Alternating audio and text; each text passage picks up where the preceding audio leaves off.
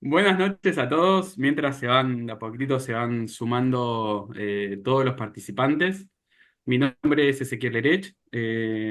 Soy el director de SAC Joven, ¿sí? El área de cardiólogos jóvenes de la Sociedad Argentina de Cardiología. También estoy dentro de la comisión directiva de la Sociedad Argentina de Lípidos. Así que en esta oportunidad, en estos ateneos que nos juntamos todos los meses, hicimos una actividad en conjunto entre las dos sociedades. Así que bueno, muy contento, gracias a la sala, obviamente, y a la SAC también, y a todos los participantes, y a ustedes conectados también, que nos permite realizar este tipo de Ateneo.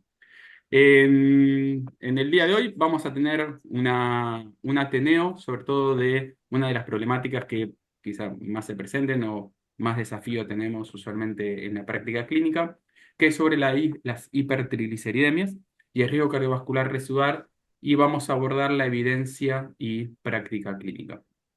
El Ateneo aproximadamente, les comento un poquitito cómo es la modalidad. El Ateneo aproximadamente dura una hora.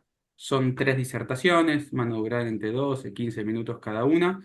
Y van a ser las tres disertaciones y después vamos a tener aproximadamente 15 minutos donde vamos a discutir entre los disertantes, yo como coordinador y todo aquel que quiere realizar alguna pregunta puede realizarlo en el chat. La idea es que sea partícipe entre todos los que estén asistiendo acá, así que si alguno quiere hacer una pregunta, aclaración o comentario, siéntase en la libertad de poder escribirlo y lo podemos discutir entre todos.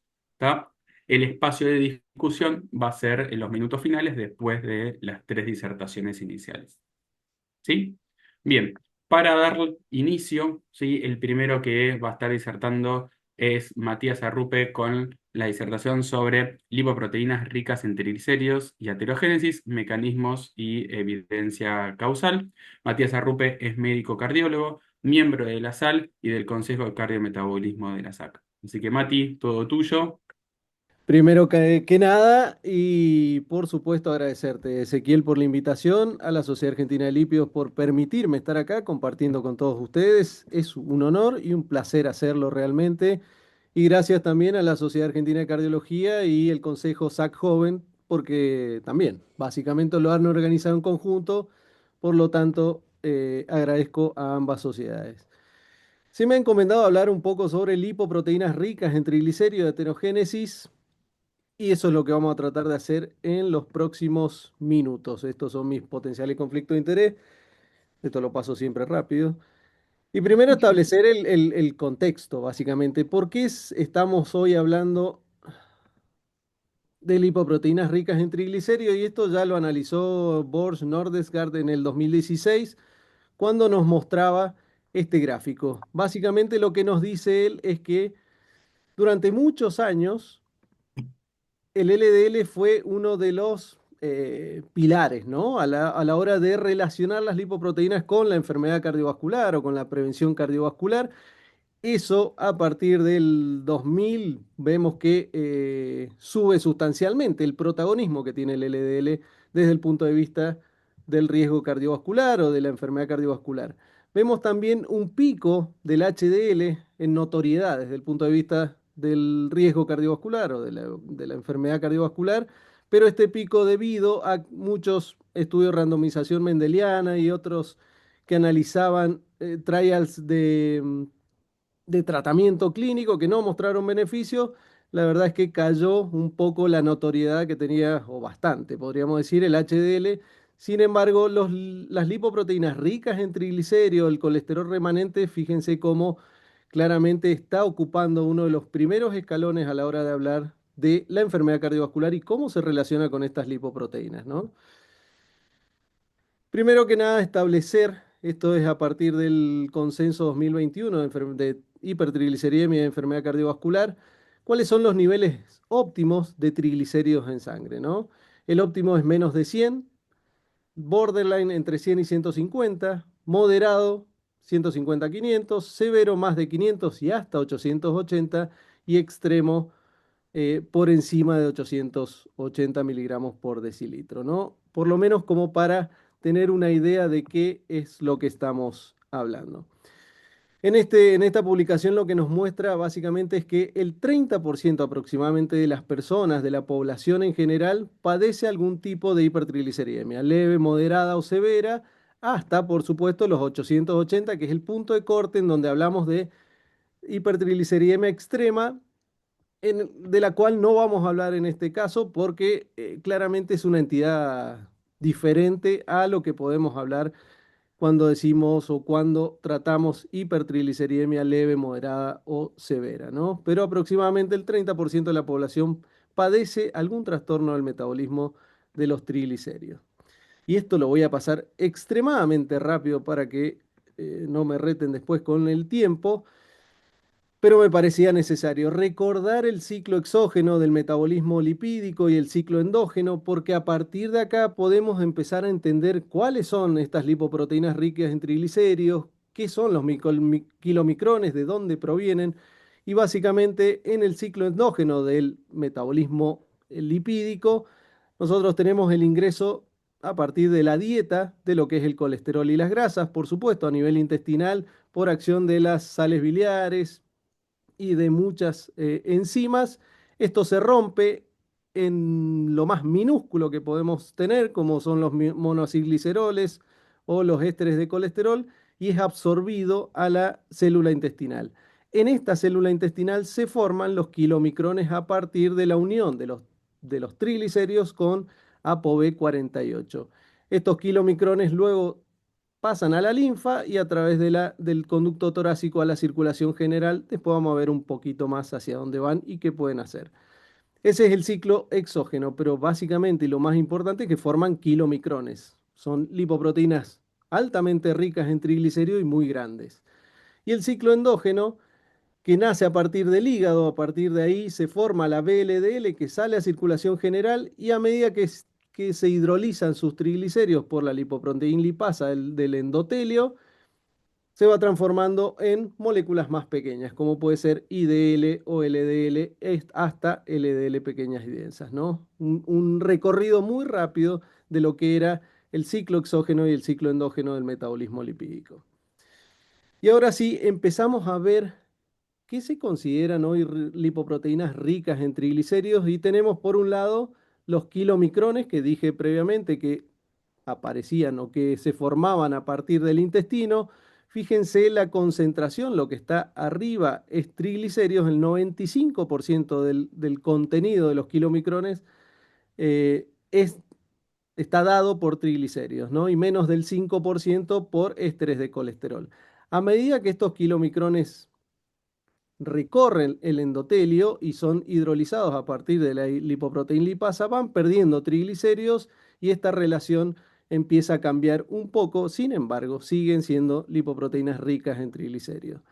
Por el otro lado, el ciclo endógeno, a partir de las VLDL formadas en el hígado, salen a circulación general y fíjense que el 70% de la VLDL1 es o son triglicéridos en general y el 10% ésteres de colesterol y a medida que también va siendo hidrolizada por la lipoproteína lipasa del endotelio, sigue perdiendo triglicéridos y ésteres de colesterol hasta las LDL, perdón, pequeñas y densas. Esto es como para tener un esquema de cuáles son las lipoproteínas ricas en triglicéridos y cómo es su evolución dentro de la circulación general. Hay algunos aspectos sumamente importantes cuando hablamos de hipertrigliceridemia. Por ejemplo, las hipertrigliceridemias leves y moderadas se deben en su gran mayoría a sobreproducción de VLDL a nivel hepático, ¿sí? En general, toda hipertrigliceridemia leve o moderada se debe a sobreproducción de VLDL a nivel hepático. Ahora, llega un momento que esta sobreproducción de VLDL alcanza el valor de entre 500 y 700 miligramos por decilitro de triglicéridos en sangre y en ese momento se saturan todos los receptores para hidrolizar o generar la lipólisis de esas moléculas. En ese contexto, El incremento de los triglicéridos se da ya por dos mecanismos. Uno es por el incremento de la producción de las VLDL a nivel hepático y otro es por la disminución de la lipólisis por saturación de los receptores.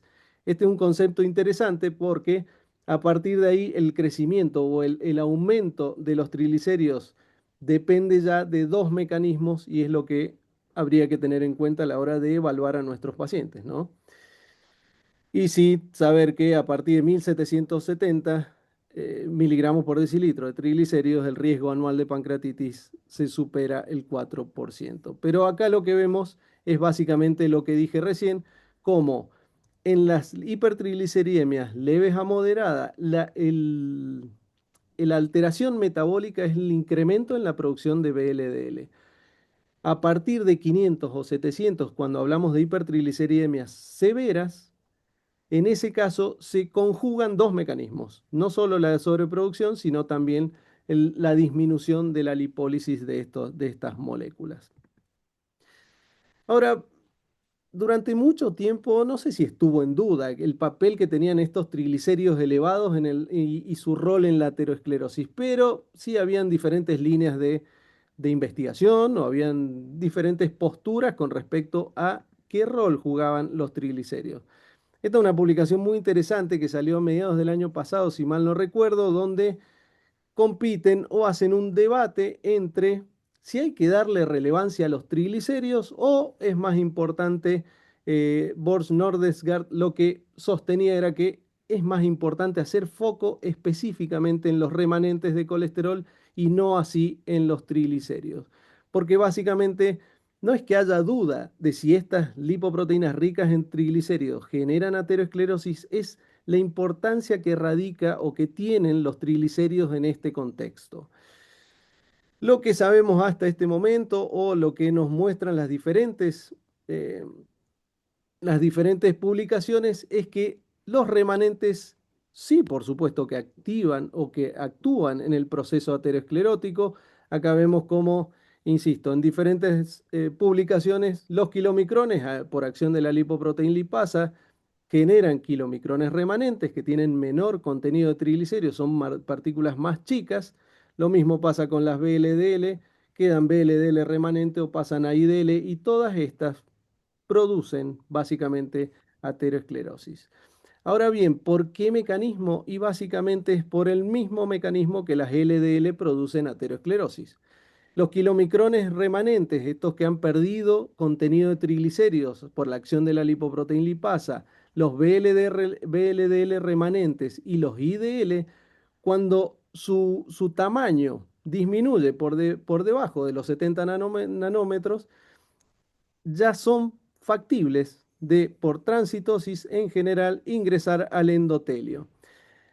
Si hay alguna postura con respecto a que en el endotelio este tipo de moléculas, lipoproteínas ricas en triglicéridos, por el resto del contenido que tienen, como por ejemplo ApoE, ApoC3, parecería, o en algunos casos lo toman como algo extremadamente cierto, sí activa mucho más la cascada inflamatoria de lo que lo hace específicamente el LDL.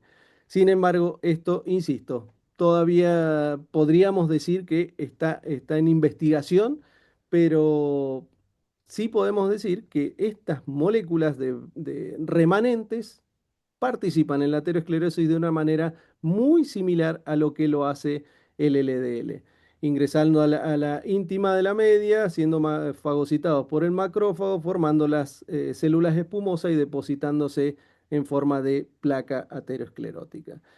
Lo que sí es interesante entender también que los triglicéridos que están contenidos en estas lipoproteínas muchas veces se hidrolizan. Por lo tanto, ahí radica esto de que los triglicéridos no causarían aterosclerosis, pero las lipoproteínas que transportan esos triglicéridos sí harían o sí generarían este proceso aterosclerótico. Insisto con que hay miles de publicaciones que nos muestran lo mismo. En este caso, fíjense cómo los kilomicrones pueden ir a hígado para las acciones que sean necesarias a nivel hepático o pueden formar parte de la placa aterosclerótica. Lo mismo pasa con la vía endógena, los VLDL, por acción de la lipoproteína lipasa, pasan a IDL y estos también formarían parte de esta placa aterosclerótica. Por lo tanto, estos remanentes y estas lipoproteínas están muy ricas o que son muy ricas en triglicéridos, sí forman parte y sí actúan a nivel de la formación de la placa aterosclerótica. En esta publicación, Borges lo que hace es ir un poquito más allá. Sabemos que todos los remanentes hoy producen aterosclerosis, por supuesto a nivel arterial periférico, cerebral o cardiovascular, pero no nos olvidemos que también los kilomicrones, eh, sobre todo, tienden a producir pancreatitis. Una mirada un poco más clínica y más amplia a la hora de evaluar este tipo de lipoproteínas.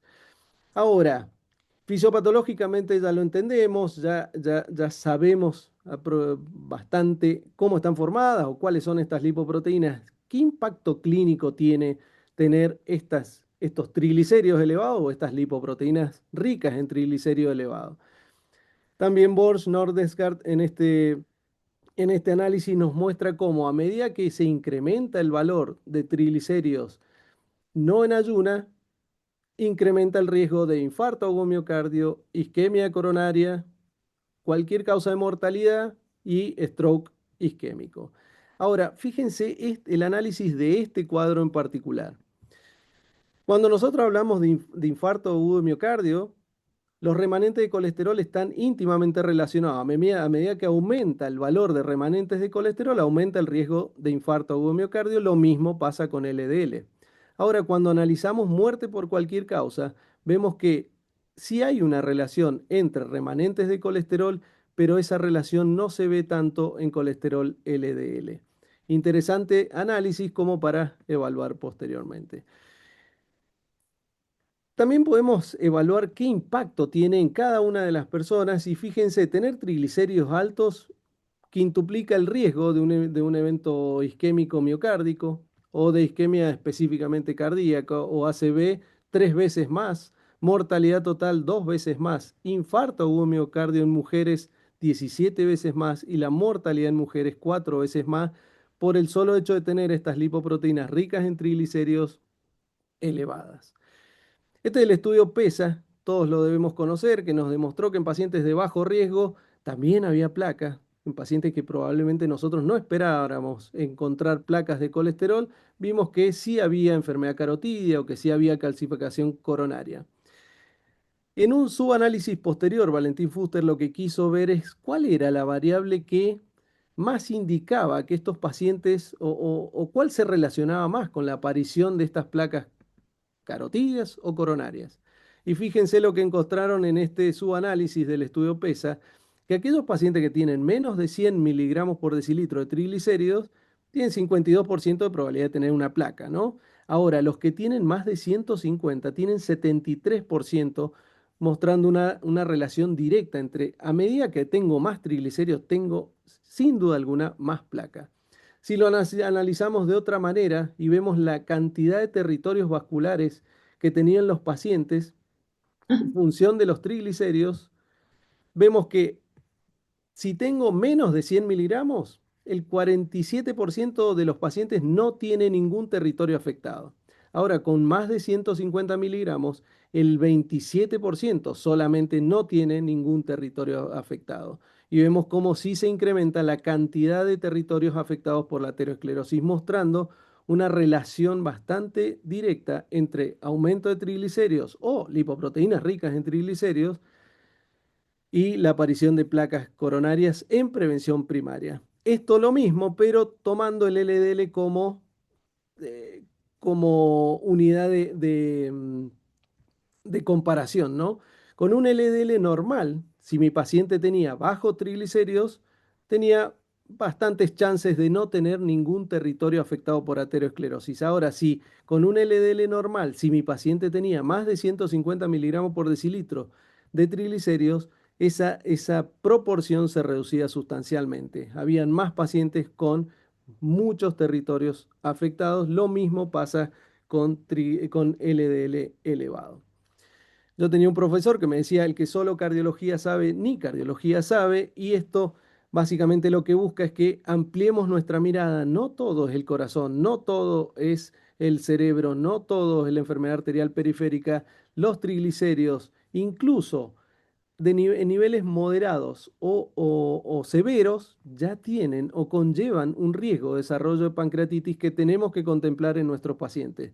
No es solamente para el hipertrigliceridemia extrema el análisis o la contemplación de esta patología, sino que en una mirada un poco más amplia tenemos que entender a esta patología. Ya me he pasado, perdón Ezequiel, pero dos palabras de riesgo residual ya está contemplado evaluar los triglicéridos en prevención primaria como modificador del riesgo cardiovascular, hay que tenerlo en cuenta, y en prevención secundaria, en este análisis de 15.000 pacientes nos muestra cómo a medida que tenemos triglicéridos más altos, la recurrencia de eventos isquémicos es mucho mayor, y incluso en aquellos pacientes que tienen LDL normal, el tener triglicéridos por encima de lo normal conlleva más riesgo de recurrencia eh, recurrencia isquémica. Hoy entendemos que el riesgo residual por triglicéridos está contemplado y hay que tenerlo en cuenta.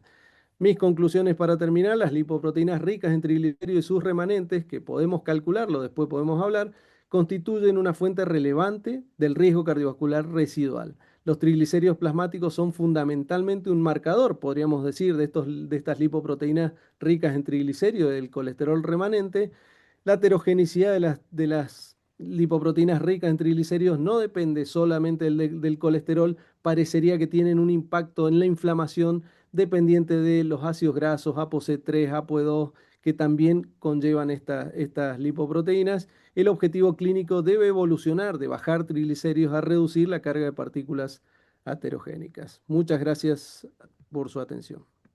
Excelente, Mati. La verdad que súper claro, abordando bien la temática. Vamos a dar paso a el próximo disertante. Es Fernando Vicci, que nos va a hablar un poco sobre biomarcadores en hipertrigliceridemia, más allá del colesterol LDL. Fernando Vicci es médico cardiólogo, es ecocardiografista, miembro de SAC y sobre todo miembro de SAC Joven. Fer, todo tuyo. Bien, buenas noches a todos. Vamos a comenzar la presentación. Como dijo Matías, el paradigma del colesterol, principalmente actualmente lo que estamos manejando para valorar un paciente, tanto para su riesgo, para prevención primaria, prevención secundaria, es obtener a través de las metas de LDL. Pero el LDL en un paciente en un contexto de hipertrigliceridemia no nos está midiendo realmente el número de partículas aterogénicas circulantes, la concentración de LDL, IDL, lipoproteínas ricas en triglicéridos o la heterogeneidad que hay en el tamaño y la composición de estas partículas. Como mostró Matías en este último tiempo, hay una mayor injerencia o mayor interés en cuál es el papel de los triglicéridos y los remanentes en la patología. Tenemos un paciente, digamos, con hipertrigliceridemia, tenemos un fenotipo, digamos, claro, digamos, en cuanto al tipo de paciente que podemos encontrar, principalmente hablando de las hipertrigliceridemias secundarias, por causas secundarias. Son pacientes por lo general que tienen obesidad visceral, insulinoresistencia, diabetes tipo 2, síndrome metabólico, más el D. Un breve repaso de lo que dijo Matías hace un rato. En este contexto de este paciente, en este fenotipo de pacientes, la insulinoresistencia, que es el primer pilar, digamos, va a actuar disminuyendo el efecto antilipolítico de la insulina, lo que va a generar una lipólisis adipositaria, y esto lo que va a hacer es liberar mucha cantidad de ácidos grasos no esterificados.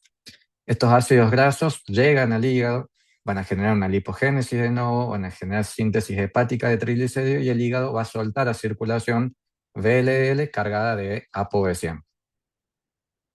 Esta VLDL, a través de la lipoproteína lipasa, se va a ir hidrolizando, pero siempre las partículas, si bien cambian la conformación, pero siempre van a ir acompañados de un componente aterogénico que es la ApoB. ¿Dónde aparece este problema en la hipertrigliceridemia? Que cuando hay una producción excesiva de este VLDL o un aclaramiento insuficiente de estas proteínas ricas en triglicéridos, tenemos mayor exposición de la pared arterial a las partículas ApoB aterogénicas. Entonces, la partícula VLL se fue hidrolizando y nos quedaron finalmente LDL pequeñas, perdón, LDL cargadas en triglicéridos. Estas LDL sufren hidrólisis a través de la lipasa hepática y nos quedan LDL pequeñas y densas, que el problema o el principal fisiopatología, digamos, de estas LDL es la mayor penetración y retención en la íntima arterial, generando susceptibilidad a modificaciones oxidativas y mayor residencia plasmática eh, a nivel justamente del endotelio. Otra proteína importante es la SEPT, que es la proteína de transferencia de ésteres de colesterol, que va a transferir, ¿cómo se llama? Ésteres de colesterol de la HDL a VLDL, y VLDL va a ceder triglicéridos. El problema en este contexto es que va a haber mucha transferencia de triglicéridos hacia las HDL. Y eso también es importante en este contexto porque estas LDL, HDL van a estar muy cargadas en triglicéridos, entonces van a ser susceptibles también a lipólisis por lipasa hepática, y estas LDL se van a convertir en HDL3, que son más pequeñas y en menor cantidad. Entonces, si vemos un vistazo a toda esta cascada así rápidamente, podemos definir que el fenotipo final de un paciente con hipertrigliceridemia es un paciente justamente que va a tener triglicéridos altos, HDL bajo y LDL altas, bajas y, perdón, LDL altas, densas y pequeñas. Bien, si tenemos que empezar por el dosaje de biomarcadores, o sea, lo primero, el objetivo de esta charla fue hacerle foco a triglicéridos. Triglicéridos en este caso no nos va a estar mostrando un perfil heterogénico en los pacientes, pero sí nos va a estar mostrando un fenotipo, es decir, nos está diciendo frente a qué tipo de pacientes estamos. Posteriormente, ahondándonos en los biomarcadores, vamos a ir a un segundo nivel, que es el dosaje de colesterol no HDL. El colesterol no HDL se obtiene por la resta del colesterol total menos los HDL, y justamente como su nombre lo dice, colesterol es la cantidad de colesterol que está disponible en conjunto en todas las partículas que tiene ApoB. Y ahí tenemos las LDL, VLDL, remanentes de kilomicrones, IDL, remanentes de VLDL y la lipoproteína A. Anteriormente se ponían parámetros de corte, ahora las guías nos están diciendo no hay parámetros de corte, sino, así como hicimos con el LDL, estratifiquemos también a los pacientes de acuerdo bajo, alto o muy alto riesgo, y pongamos objetivo de colesterol no HDL. Entonces, pacientes con bajo riesgo tenemos niveles de menos 130, en pacientes de alto riesgo el objetivo es menos de 100, y en pacientes con muy alto riesgo menos de 85. En un tercer nivel vamos a medir ApoB. ApoB, si dijimos que el colesterol no HDL contábamos la cantidad de colesterol aterogénico, ApoB directamente contamos las partículas. Estas lipoproteínas, VLDL, IDL, LDL o lipoproteína A, tienen una molécula de ApoB que es potencialmente aterogénica. Y para ello también las medimos, inclusive la Asociación Nacional de Lípidos en el 2024 estableció que en los pacientes que tienen discordancia en los niveles de LDL y no HDL, la ApoB es la mejor medida de concentración y de establecer el riesgo aterogénico. También hay objetivos de ApoB en pacientes con riesgo bajo, menos de 90, menos de 80 riesgo elevado, y muy alto riesgo, el objetivo es menos de 65. En un cuarto nivel tenemos lo que es el colesterol remanente, que es la resta del colesterol total menos el HDL menos el LDL. Acá lo que vamos a estar midiendo son las VDL, las IDL y los remanentes de kilomicrones. Valores de referencia tenemos, este remanente de colesterol tiene que ser ideal menos de 20 miligramos de decilitro, riesgo intermedio entre 20 y 30 y alto riesgo más de 30. ¿Por qué es importante medir remanentes? Porque cargan con 3 a 5 veces más colesterol por partícula. Además, si hacemos un razonamiento, cuando estamos midiendo el colesterol no HDL, estamos midiendo justamente el LDL inclusive. Y en estos pacientes, dijimos, en este fenotipo de pacientes con hipertrigliceridemia, las LDL muchas veces son pequeñas y densas y están en una pequeña cantidad, y tenemos más cantidad de lo otro, digamos, más cantidad de VLL remanente, IDL y remanente de kilomicrón. Entonces, por eso es importante también medirlos. Y también porque estas partículas son las que penetran en la íntima arterial. son captadas por macrófagos, se generan células esponjosas, inflamación de la placa y progresión aterosclerótica. Y por último, como última etapa, medir el LPA, porque si bien no nos está marcando un fenotipo en estos pacientes, pero sí nos aporta riesgo aterogénico, que ya lo conocemos. Entonces, perdón. Entonces, en el mapa de biomarcadores tenemos, haciendo un repaso, los triglicéridos que nos dicen nos dan el fenotipo del paciente, cuánto triglicérido circula, el colesterol no HDL, cuánto colesterol aterogénico circula, el ApoB, cuántas partículas aterogénicas circulan, los remanentes estratificales, ese riesgo residual que no lo estamos viendo con el LDL, con el colesterol no HDL, y la lipoproteína A, si existe una carga aterogénica extra, digamos, genética. Entonces me pareció práctico poner de ejemplo tres pacientes, digamos, imaginarios que podríamos tener en el consultorio. En el primer caso clínico tenemos un paciente que tiene una dislipemia mixta no tratada, un paciente masculino de 52 años, obeso, diabético, que ya sin calcular ninguna score ya sabemos que tiene un alto riesgo cardiovascular. Se le dosa triglicéridos, tiene 350, colesterol LDL alto. O sea, ya sabemos que este paciente de alto riesgo cardiovascular, el LDL está fuera de meta, entonces tenemos que hacer terapéuticas para disminuirlo. Si hacemos un dosaje ampliado o medimos o hacemos los cálculos del resto del laboratorio de biomarcadores, también vemos que este paciente tiene colesterol no HDL alto, remanente alto, ApoB alta.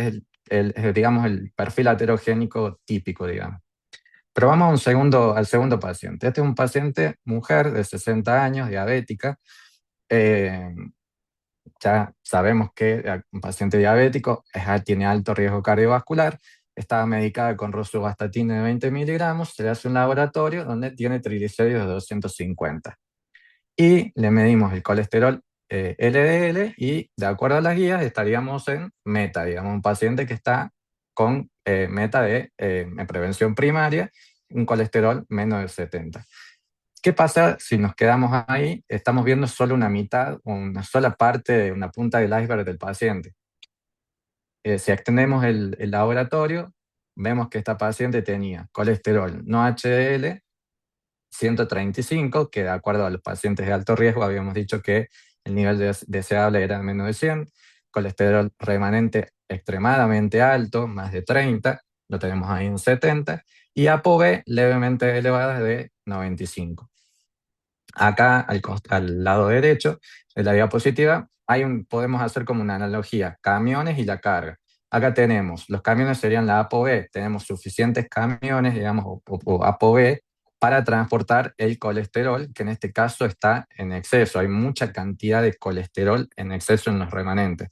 Y este es el perfil típico de los pacientes con diabetes o insulinoresistencia, es decir, ya lo hablarán en la charla siguiente, pero en este paciente, ¿qué es lo que tendríamos que fomentar como tratamiento? Medidas higiénico-dietéticas, es decir, hábitos saludables en la alimentación, actividad física y optimizar el tratamiento hipolipemiante. Y en el paciente número 3 tenemos un paciente de 58 años, masculino, síndrome metabólico, tiene obesidad, diabetes. Se hace un laboratorio de control, tenemos un triglicérido de 180, ligeramente elevados, LDL de 68, en teoría en rango niveles óptimos, un no HDL también menos de 100, 95, y, el colesterol remanente también en límite superior. Pero si dosamos ApoB, nos da 105, es decir, tenemos más en este paciente que es de alto riesgo, una ApoB más de 80, es decir, está fuera de las metas o de los niveles adecuados de ApoB.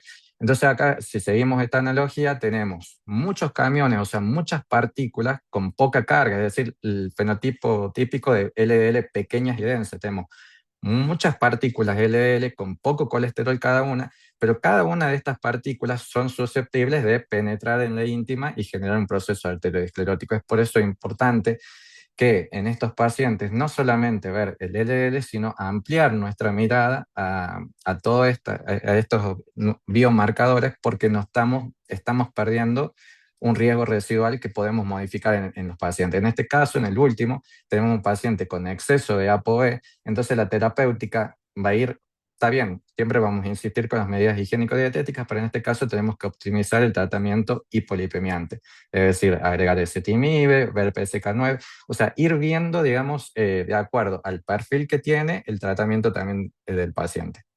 Hay biomarcadores emergentes, pocas palabras con respecto a esto, relación ApoE-ApoA. La ApoA es una apolipoproteína de las HDL. Si calculamos el índice, si nos da más de 0,9, nos habla de un contexto desfavorable, paciente de alto riesgo, digamos, pero no tiene mayor valor que la ApoB aislada.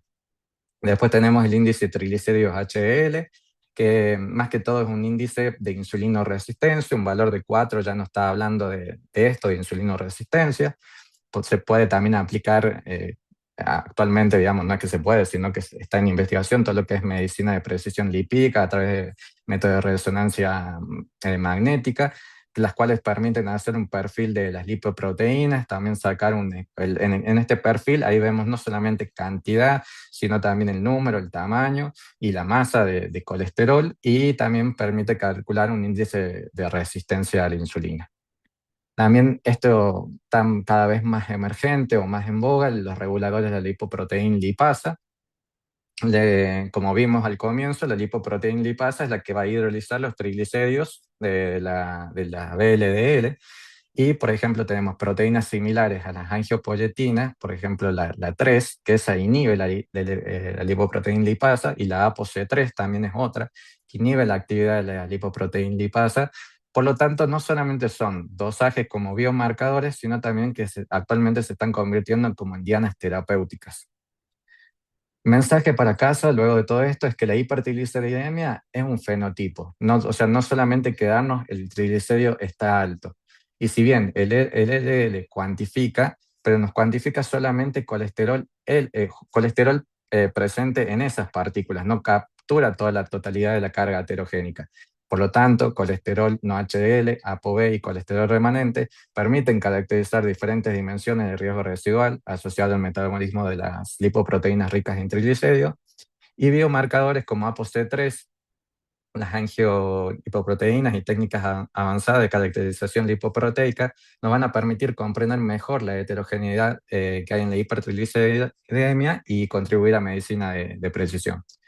Para finalizar, entonces en el paciente con hipertrigliceridemia, este es el mensaje más importante. La pregunta no es solamente cuánto triglicérido tiene, sino cuántas partículas aterogénicas circulan, cuánto colesterol transportan y qué parte de ese riesgo permanece oculto detrás de un LDL aparentemente controlado. Muchas gracias.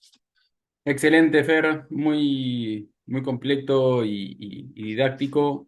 A todos los que estén escuchando la charla, sepan que pueden ir haciendo preguntas en el chat, que vamos a intentar, según el tiempo, poder ir respondiéndolas con los disertantes. La presentación que viene a continuación es de Josefina de Stabile, es sobre tratamiento de las hipertrigliceridemias y evaluar si es una diana terapéutica o un marcador de riesgo. Josefina de Stabile es médica cardióloga, miembro de la Sociedad Argentina de Lípidos y del Consejo de Cardiometabolismo de la SAC.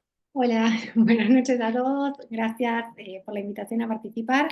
Me toca la última charla del lunes a la noche, así que espero que todavía quede algo de energías para escucharme. Intentaré no aburrirlos. Me toca hablar del tratamiento de las hipertrigliceridemias, si son una diana terapéutica los triglicéridos o si son meros marcadores de riesgo. Y bueno, como fue mencionado previamente y como es ampliamente conocido, creo que por la mayoría de nosotros, existen múltiples, estas son solo algunas múltiples presentaciones que avalan esta relación entre la hipertrigliceridemia y un mayor riesgo cardiovascular. Sin embargo, es primordial preguntarnos, y esto no es una mera duda o pregunta semántica, si los triglicéridos son realmente un factor causal para el desarrollo de enfermedad cardiovascular o son simplemente marcadores de riesgo. Y la importancia de hacernos esta pregunta radica en que un marcador de riesgo nos indica que un individuo tiene mayor riesgo de desarrollar determinada patología, pero esto no es modificable.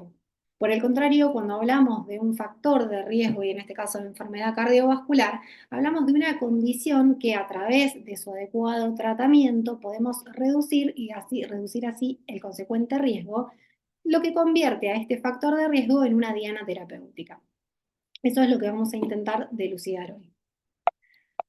Bueno, como fue ya mencionado por mis compañeros, y esto una breve mención al respecto, desde el punto de vista fisiológico, los lípidos circulan en sangre unidos a proteínas, dando lugar a las conocidas lipoproteínas, cuyo contenido varía entre cada una de ellas. En lo que respecta a los triglicéridos, son transportados principalmente a través de las IDL y las VLDL con síntesis hepática y los kilomicrones originados a nivel intestinal.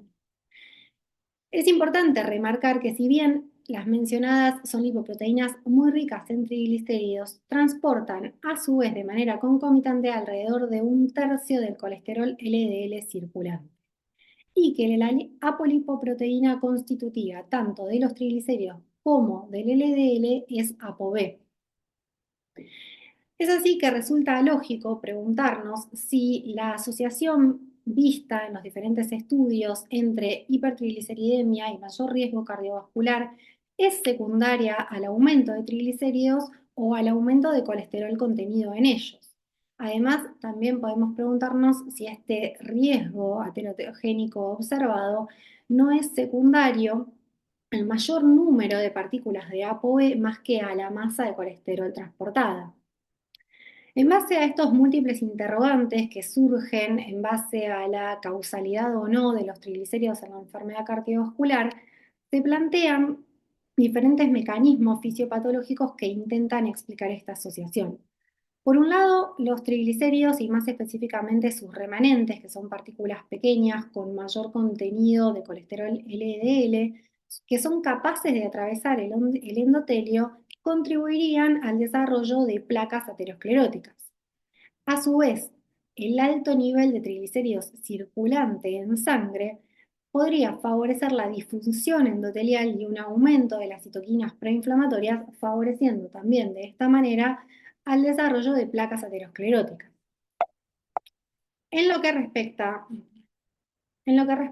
a estudios de randomización mendeliana, sugieren que la asociación causal entre variantes genéticas que predisponen a hipertrigliceridemia y el mayor riesgo cardiovascular. Ahora bien, sin embargo, pese a toda la evidencia que avala esta relación, en los estudios más importantes que evaluaron el uso de fibratos, principalmente besafibratos como el estudio VIP, el estudio FIEL y el ACOR, se observó una disminución significativa de los niveles de triglicéridos circulantes en plasma de alrededor del 25% más o menos en los diferentes estudios, sin observarse reducción significativa de eventos cardiovasculares con esta reducción de triglicéridos. Ahora bien, en contraposición a esto, un subanálisis posterior del estudio ACOR observó beneficio significativo en términos de riesgo cardiovascular con la reducción de triglicéridos en el subgrupo de pacientes que tenían de manera concomitante hipertrigliceridemia y valores de HDL elevados. Un metaanálisis posterior de alrededor de casi 45.000 pacientes obtuvo los mismos resultados, evidenciando resultados significativos en términos de reducción cardiovascular en el mismo grupo de pacientes, aquellos que tenían hipertrigliceridemia asociado a HDL bajo. Y estos resultados de estos últimos estudios llevaron a plantear si los resultados observados en los estudios previos no eran resultados de haber elegido inadecuadamente a los pacientes que ingresaron a esos estudios. Es así que frente a este interrogante, se desarrolla ya más cerca en el tiempo el estudio Prominent con pemafibrato, que incluye pacientes con diabetes, con triglicéridos entre 200 y 500 miligramos de decilitro y colesterol HDL menor a 40 miligramos de decilitro. Este estudio, al igual que los estudios realizados con besafibrato, observó alrededor del 25% de reducción de triglicéridos plasmáticos, pero sin observar beneficios significativos en términos de reducción de eventos cardiovasculares. En lo que respecta a los estudios realizados con omega 3, el estudio Jellis realizado con ácido eicosapentaenoico de una dosis de 1800 miligramos día en pacientes que tenían hipertrigliceridemia promedio de 160 miligramos decilitro, observó resultados significativos en términos de beneficio cardiovascular, reduciendo alrededor del 19% el riesgo de eventos en los pacientes en la rama de tratamiento en comparación con aquellos que tenían tratamiento con monoterapia con estatinas. Sin embargo, la diferencia en la reducción plasmática de triglicéridos entre ambas ramas de tratamiento fue muy escasa, fue de alrededor del 4%, por lo cual no podría explicarse los beneficios cardiovasculares obtenidos en este estudio por la reducción de triglicéridos plasmáticos. Posteriormente y más reciente en el tiempo, se realiza el estudio REDUCE-IT, también con ácido eicosapentaenoico, pero en dosis de 4 gramos días, en pacientes con enfermedad cardiovascular establecida o diabetes, pacientes de alto y muy alto riesgo cardiovascular, que a pesar de estar en tratamiento con la máxima dosis de estatinas toleradas, persistían con hipertrigliceridemia entre 150 y 500 miligramos de decilitro. Y a diferencia del estudio anterior, en realidad, en primer lugar, igual que el estudio anterior, este estudio observa reducción de riesgo de eventos cardiovasculares de alrededor del 25%. Pero en contraposición a los resultados obtenidos en el estudio Jellis, en el REDUCE-IT se observó también una reducción significativa de los valores de triglicéridos en sangre en la rama de tratamiento en comparación a placebo, que era en pacientes con estatinas. Y esta reducción fue alrededor del 18% en los valores plasmáticos de triglicéridos, lo que podría asociar en primera instancia a esta reducción de triglicéridos con un beneficio en riesgo de eventos. Sin embargo, un subanálisis posterior del mismo estudio evaluó pacientes con valores plasmáticos de triglicéridos entre 150, pacientes entre 150 y 200 y pacientes con valores de triglicéridos mayores a 200 miligramos de decilitro. Y este subanálisis observó que el beneficio en términos de riesgo cardiovascular se mantenía en todos los subgrupos, incluso en aquellos que inicialmente tenían valores de triglicéridos menor a 150 miligramos de decilitro. Lo que sugiere que tal vez el beneficio cardiovascular obtenido en este estudio no sea producto de la reducción de triglicéridos plasmáticos, y proponen distintos potenciales mecanismos de acción para explicar estos resultados. Entre ellos se resalta el efecto antiagregante, el efecto antiinflamatorio, la estabilización de placa, la reducción en la presión arterial, entre otros. En lo que respecta a los nuevos fármacos para el tratamiento específico de hipertrigliceridemia, como es el volanesorsen y el plozasiran, que son inhibidores de la ApoC3, y el evinacumab y el zodasiran, que son, y este último, zodasiran, está en fase 3 de investigación, son inhibidores de la proteína tipo angiopoyetina 3, han demostrado ser eficaces en la reducción de hipertrigliceridemias y están aprobados para el tratamiento de los síndromes de hiperquilonemia familiar con objetivo de reducción del riesgo de pancreatitis. Sin embargo, estos estudios, o estos fármacos, mejor dicho, no han demostrado beneficios en términos de riesgo de eventos cardiovasculares, a excepción de evinacumab, que sí demostró beneficios, pero a expensas de la reducción del LDL. Bien, vimos hasta acá entonces que la evidencia que sustenta la relación los triglicéridos ubicados como factores de riesgo cardiovascular y su tratamiento como objetivo de reducción de eventos es bastante controversial. Veamos entonces qué nos dicen las guías actuales. La guía de dislipemias europea del año 2019 y su actualización del año pasado plantea en primer lugar que los triglicéridos son un factor de riesgo cardiovascular independiente al LDL. Sin embargo, la primera línea de tratamientos de estos continúan siendo las estatinas. y propone el uso de ácido eicosapentaenoico en dosis de 4 miligramos día en pacientes de alto y muy alto riesgo cardiovascular que, a pesar de estar en tratamiento con estatinas, persisten con valores de triglicéridos entre 150 y 500 miligramos decilitro. Sugiere además el uso de volanesorsen en pacientes con triglicéridos mayores a 750 miligramos o con síndrome de hiperquilonemia familiar, con objetivo de disminuir el riesgo de pancreatitis. Y es importante destacar en este punto que volanesorsen está aprobado en la Unión Europea y en algunos países de América Latina como Brasil, pero no tiene aprobación actualmente por FDA ni por ADMAT. En lo que respecta a la guía de este año de lípidos de la Sociedad Americana, plantea que siempre, en primer lugar, ante un individuo con hipertrigliceridemia, debemos tratar y corregir causas secundarias como alimentación rica en comidas ricas en grasas, obesidad, sobrepeso, mal control glucémico, alto consumo de alcohol. En lo que respecta a los pacientes en prevención secundaria que persisten con valores de LDL mayor a 55 o colesterol no HDL mayor a 85 e hipertrigliceridemia mayor a 150 bajo tratamiento con estatinas, refiere que la primera conducta debe ser intensificar el tratamiento hipolipemiante con objetivo en reducción del LDL. Y en pacientes que tienen el síndrome de hiperquilonemia familiar con triglicéridos mayor a 1000, recomienda el uso de olezarsen nuevamente con objetivo de disminuir el riesgo de pancreatitis.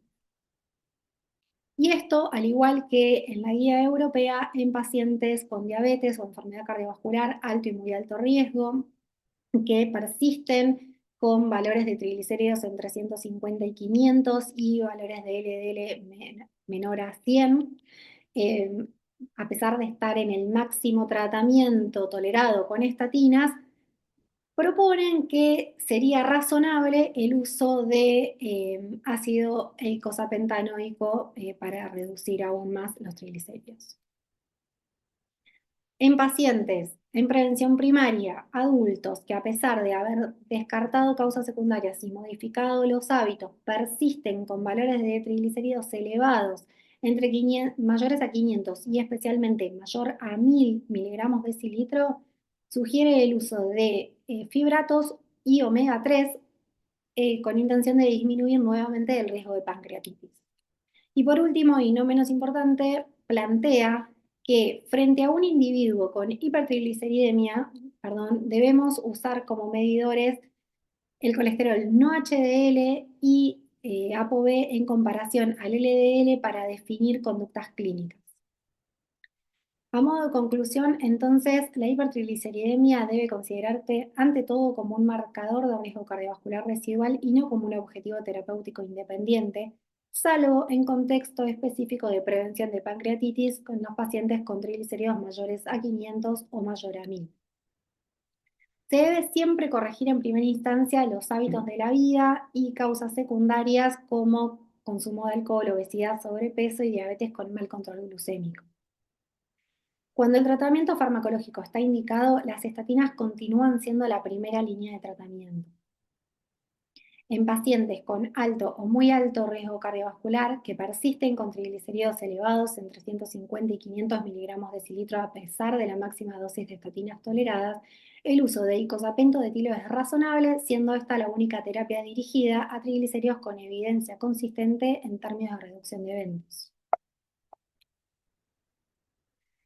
Bueno, nuevamente recordar que pacientes con triglicéridos mayores a 500 y especialmente mayores a 1000 miligramos decilitro, el objetivo cambia a prevención de pancreatitis mediante fibratos y restricción estricta de comidas ricas en grasas. Y recordar también que ApoB y colesterol no HDL son mejores estimadores de riesgo cardiovascular que LDL cuando hay discordancia en presencia de pacientes con hipertrigliceridemia. Muchas gracias. Excelente, José. La verdad que es súper clara. Los tres estuvieron súper claros y los felicito a los tres. Muchas gracias por la presentación que han dado. Voy a abrir un poquitito el abanico de preguntas para charlar un poquitito con los tres. sepan que aquellos que estén presentando, que estén presenciando, que pueden hacer preguntas por el chat, a ver si podemos ir contestándola. Pero voy haciendo preguntas, a ver, Mati, para vos. Mostrarles algunos de los gráficos que la hipertrigliceridemia, independientemente inclusive del buen control del colesterol LDL, hay mayor prevalencia de eventos cardiovasculares como infarto ACV y enfermedad vascular periférica, como presencia inclusive de aumento de la ateromatosis subclínica en los distintos territorios. Pero a pesar de que nosotros tengamos un adecuado control del LDL y de la ApoB, aún así persiste como un marcador de malos de aumento de los eventos la hipertrigliceridemia a pesar del buen control de la ApoB. ¿Sí? Entonces, en estos pacientes donde la hipertrigliceridemia también nos marca, ¿sí? Digamos, un modelo de paciente donde la prevalencia de sobrepeso y obesidad es mayor, la esteatosis hepática, el MASLD también es mayor, la diabetes es mayor. Sí, en estos pacientes deberíamos también de asociarnos con otras medicaciones que también pueden disminuir los triglicéridos y demostrar beneficio cardiovascular, por ejemplo, si los GLP-1, si los GLP-1 HIP también nos podría valorar independientemente de lo que respecta a las proteínas heterogénicas. Bueno, excelente. A ver, yo siempre voy a lo integral. Uno que hace cardiometabolismo siempre va a intentar asociar.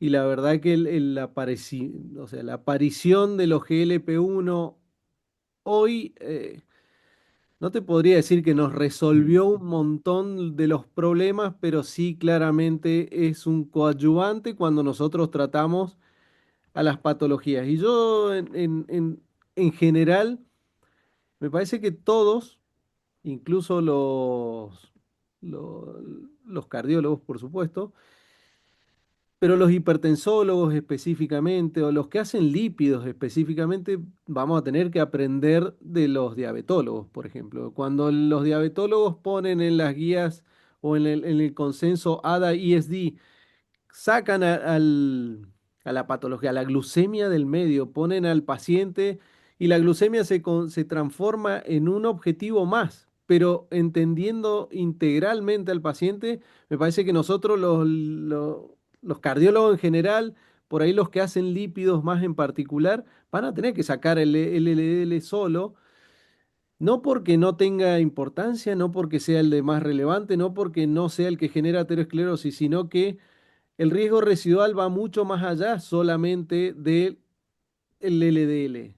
Cuando entendemos que, si bien la inflamación todavía no nos deja muy claro, se publicó, bueno, va a salir el informe el ZEUS ahora, que tampoco parecería que tiene un impacto claro en la enfermedad cardiovascular o en la prevención de ella, pero sí me parece que el contexto integral te obliga a tener que tratar al paciente en varios aspectos y no solamente en el sobrepeso y obesidad en este caso en particular, sino también en la hipertensión arterial, llevarlo a objetivo de tratamiento, porque si no, persisten los riesgos residuales y más allá de que nosotros logremos controlar un factor, hay varios estudios como el de Rojani, que yo también lo muestro siempre, en donde ves que si vos controlas un solo factor de riesgo cardiovascular, la mortalidad, los eventos cardiovasculares, infarto, ACV, siguen siendo altos. Vos tenés que tratar de controlar la mayor proporción de esos factores de riesgo para que en definitiva la mortalidad o los eventos graves se parezcan un poquito más a los sujetos control. Así que sí, coincido plenamente que hoy, insisto, estas moléculas han venido a ayudarte en algunos casos en particular y por supuesto en ese contexto, sí. Buenísimo, Mati, sumamente claro.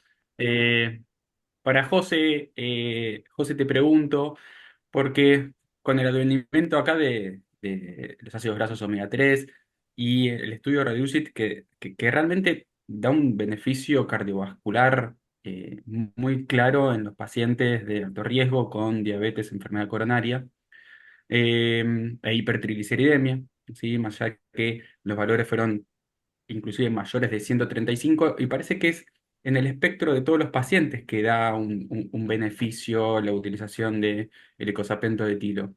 Eh, es algo que es, el beneficio es algo que trasciende el control de los triglicéridos. Quizá puede ser una medicación también, igual con la precaución, porque aumenta inclusive los valores de KPTT, aumenta también la incidencia de fibrilación auricular, y eso hay que hacerle un seguimiento también. Es una medicación que es transversal al tratamiento de la hipertrigliceridemia en estos pacientes, ¿sí? O es un paciente, o es una medicación para la hipertrigliceridemia. No sé si se entiende la pregunta que estoy haciendo. Creo que lo entiendo. A ver, yo creo que la medicación está estudiada para el tratamiento de la hipertrigliceridemia. Y acá me parece que sería una analogía a cuando hablamos de los efectos pleiotrópicos de las estatinas. Porque el tema es, como mostraba en la presentación, que independientemente del valor basal de los triglicéridos de los diferentes pacientes, se mantuvo el beneficio cardiovascular. Entonces, ya ahí nos queda corto decir que ese beneficio cardiovascular evidenciado es secundario al descenso de triglicéridos en pacientes con hipertrigliceridemia. Evidentemente hay algo más y ahí es donde se proponen múltiples mecanismos que aún no están claros, como los que mencionaba de la estabilidad de placa, el efecto antiagregante, el efecto antiinflamatorio, control en la presión arterial, entre otros. No sé si respondo a tu pregunta. Clarísimo, clarísimo. Paciente a veces es un desafío, estos pacientes a veces en el consultorio, a veces de manejar las ansiedades. Rol de los fibratos, ¿sí? Porque a veces que nos gusta tener los valores dentro del paciente, dentro de los límites. Es como si se nos escapa de los límites, a veces las ansiedades nuestras a veces juegan un poquitito en contra. Un paciente de moderado riesgo cardiovascular con una hipertrigliceridemia leve, ¿juega un rol los fibratos? Los fibratos solo los reservamos para los pacientes con una hipertrigliceridemia severa, en contexto de mayor de 500, mayor de 880, mayor a 1000 para prevención de pancreatitis, o tiene algún rol los fibratos en otro contexto. ¿Para quién Eh, es la pregunta? claro. Ah, Vamos, José, madre, a ver el que, No, el que quiera sacar el audio, el que quiera. Y meter. a ver, yo creo que un poco termino repitiendo lo dicho recién, pero por supuesto que depende de qué hipertrigliceridemia hablemos. El paciente de riesgo moderado, ¿por qué es de riesgo moderado? ¿Qué otros factores tiene concomitantemente? La primera indicación es siempre ir a buscar las causas secundarias y mejorarlas, digamos, no sirve de nada, que es lo mismo que nos pasa con las estatinas y nos pasa con el tratamiento de la hipertensión, digamos. Forma parte de ese tratamiento, en primera instancia, en los triglicéridos, más aún, mejorar hábitos como el sedentarismo, un peso saludable. Entiendo que no tiene diabetes, o puede ser una puede ser una glucemia alterada en ayuna. Bueno, ir a mejorar, que en realidad la mejoría se obtiene de la misma manera, la mejoría de los hábitos, principalmente el consumo de alcohol, tiene mucho que ver en los valores de triglicéridos. Y después dependerá, por supuesto, de qué y valores de triglicéridos estamos hablando. Superiores a 500 se pone en juego el riesgo de pancreatitis y ahí me parece que nos apura un poco el tratamiento desde ese lado. Pero siempre la primera indicación es buscar y mejorar causas secundarias. Clarísimo. Mati, ¿vos querías agregar algo? no, por A ahí ver. sí, fibratos, viste, bueno, las guías americanas ponen que en algún caso en prevención primaria podrías utilizarlo.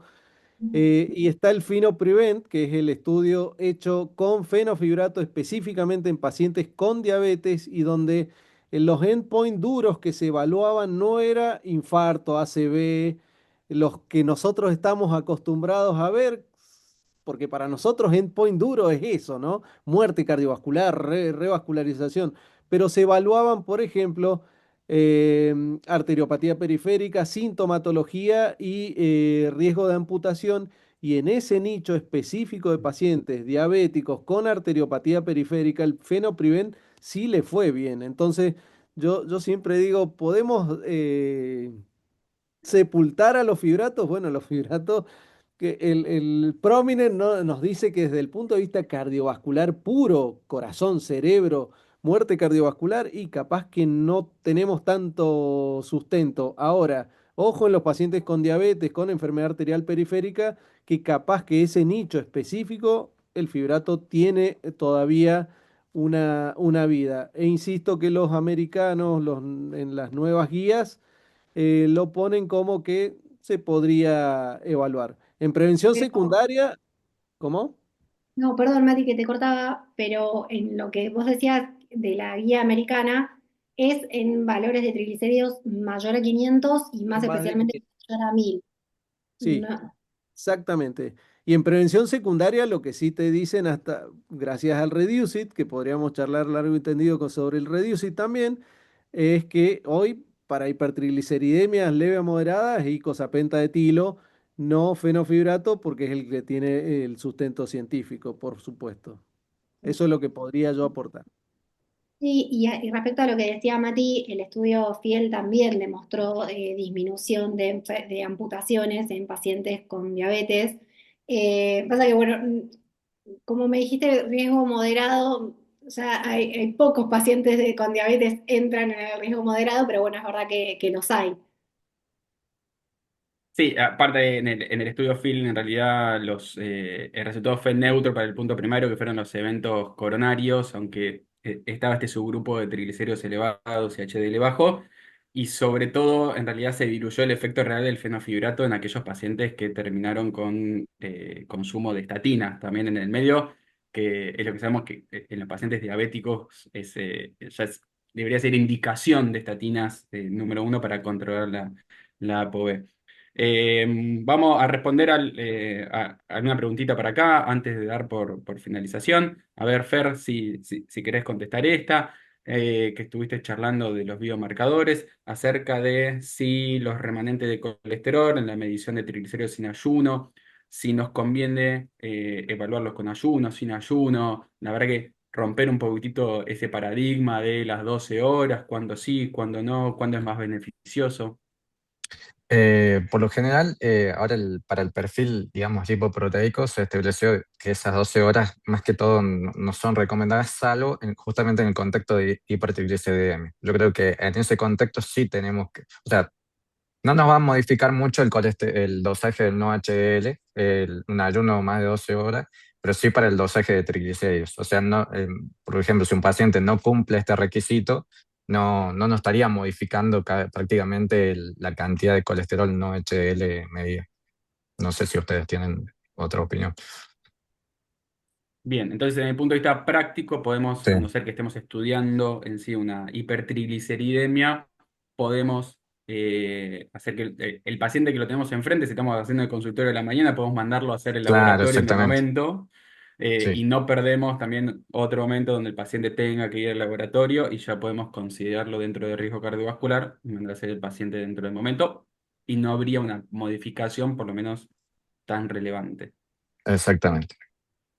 Bueno, la verdad que ha sido realmente un gusto compartir este espacio con cada uno de ustedes. Lo que me gustaría, un segundito ahora, compartirles. Agradecerles a todos los que participaron sobre Ateneo, agradecerles sobre todo a los disertantes que han hecho un trabajo realmente muy, pero muy bueno y la discusión posterior también.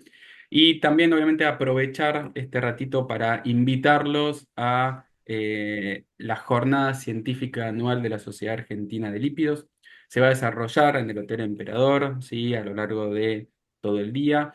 Es el 25 de septiembre obviamente, este año. Hay más información que también la pueden ver en la web de la Sociedad Argentina de Lípidos. Y bueno, obviamente que ahí se va a estar discutiendo no solo estas temáticas, sino un montón de temáticas acorde también a la práctica clínica. Y bueno, creo que sería muy provechoso para todos y creo que va a ser un gran beneficio que puedan asistir y compartir un espacio también de estas características.